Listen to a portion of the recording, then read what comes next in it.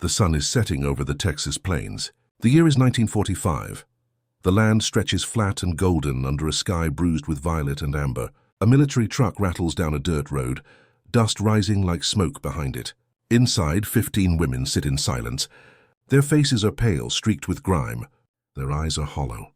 They wear the same coarse grey uniforms, the same hollow stares. They are German prisoners of war. The truck slows. A wooden gate creaks open. Beyond it, a camp spreads out in neat rows, barracks, barbed wire, watchtowers. The women step out one by one, blinking against the last light. An American officer stands with a clipboard, his face sunburned and unreadable. He does not look them in the eye. He calls names. They do not answer. They just stand there, swaying slightly, like trees after a storm. One woman is different. Her name is Anna. She is 23. Her hair is dark, cut short. Her hands are calloused from years of factory work in Berlin. She does not cry. She has not cried since the day the bombs fell on her street. She watches the officer, watches the camp, watches the other women. She is calculating, surviving. That is all she knows how to do. The barracks smell of dust and paint. The windows are small and high. The beds are metal frames with thin mattresses. Anna takes the one nearest the door. An older woman, Ilse, sits across from her. Ilse's eyes are red. She clutches a photograph of 2 children. Anna says nothing. She lies down and stares at the ceiling. Outside, the wind howls. It sounds different here, wider, lonelier. In the morning, they are woken by a bell. The air is cold. They line up outside for roll call. The officer from yesterday is there, along with another man. This one is younger, taller. His name is Lieutenant Carson. He speaks slowly, deliberately, as if addressing children. He tells them the rules. Work assignments, mealtimes, curfews. They will be processed, he says. They will be housed here until the war is fully over and repatriation can be arranged. Some women whisper. Anna does not. She stands still, arms at her sides, and waits. After roll call, they are divided into groups. Anna's group is sent to the camp laundry. The work is hard but familiar. She scrubs uniforms in metal tubs, her hands red and raw in the cold water. The other women talk quietly in German. They speak of home, of husbands missing or dead, of children left behind. Anna does not join them. She scrubs harder. She focuses on the rhythm. Scrub, rinse, wring, repeat. At midday, they are given bread and soup. The soup is thin, flavorless. Anna eats it all. She has learned not to waste food. Across the mess hall, she sees him for the first time. A cowboy. He is not in uniform. He wears a wide-brimmed hat, scuffed boots, a faded plaid shirt. He is talking to Lieutenant Carson, gesturing toward the fields beyond the camp. His hands are large, weathered. His face is tanned and lined. He looks like the land itself. His name is Jack. He owns a ranch 5 miles west. He has come to the camp to hire workers. The war has taken most of the men. The cattle need tending. The fences need mending. Lieutenant Carson nods. They shake hands. Jack glances toward the women. His eyes pass over Anna. She looks away. That afternoon, 6 women are chosen for ranch work. Anna is one of them. She does not know why. Perhaps it is because she is young, strong. Perhaps it is random. She does not ask. She climbs into the back of a truck with the others. Jack drives. The road is rough.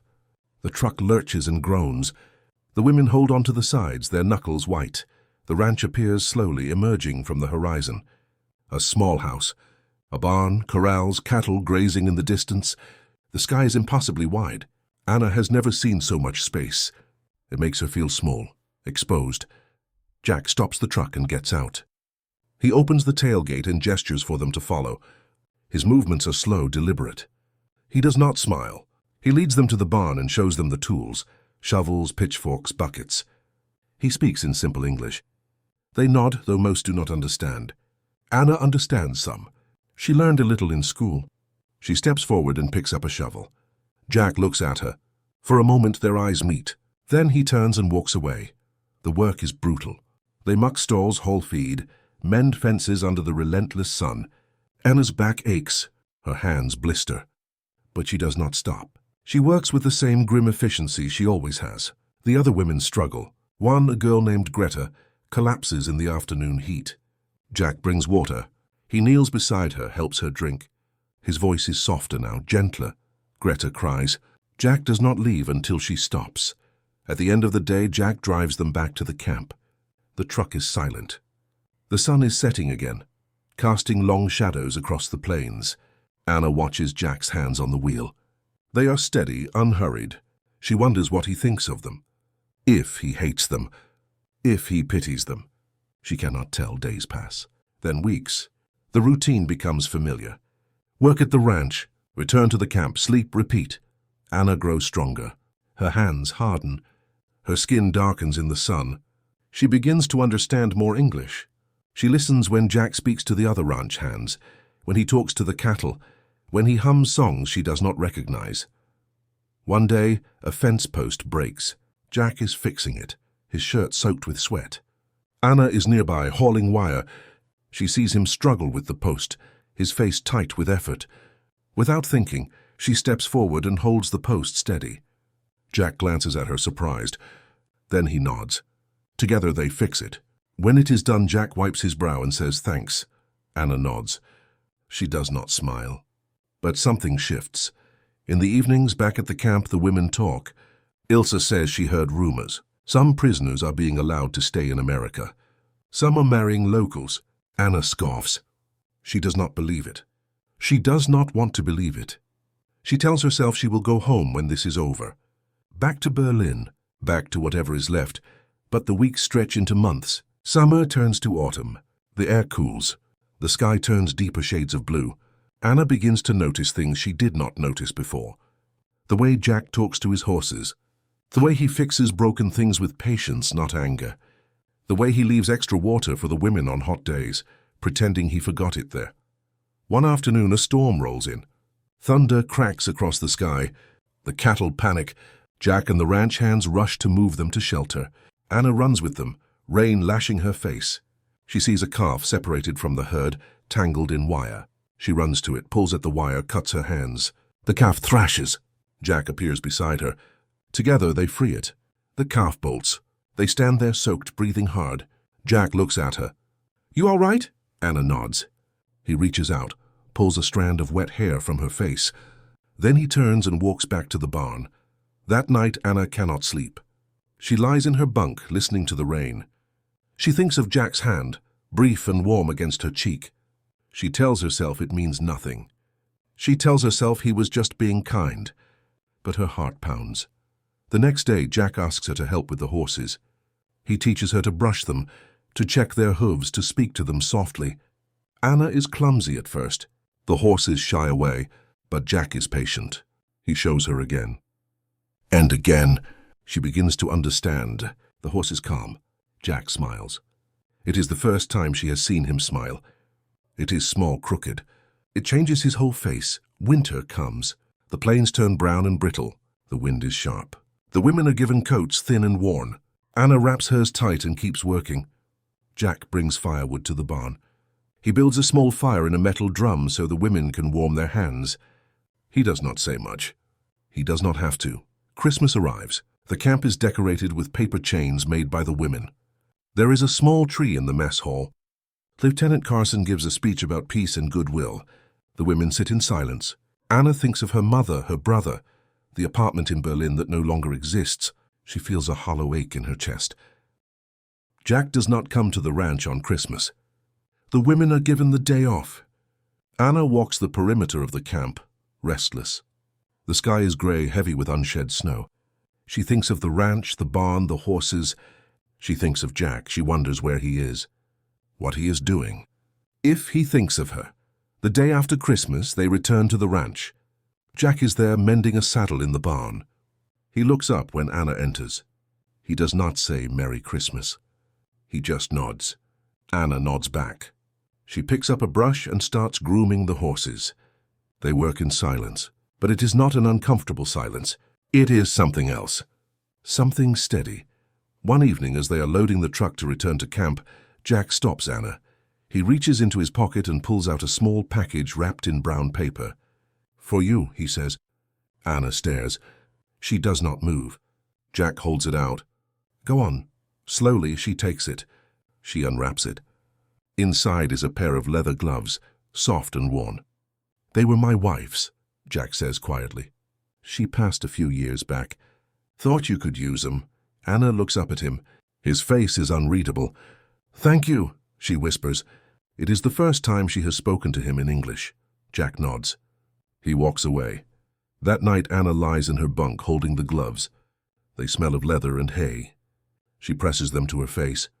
She closes her eyes. She cries for the first time in years. Spring comes. The plains explode with wildflowers. The cattle calve. The ranch is alive again. Anna works longer hours now. She volunteers. Jack begins to rely on her.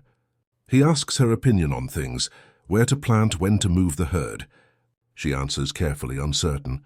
But he listens. One day he invites her into the house. It is small, simple.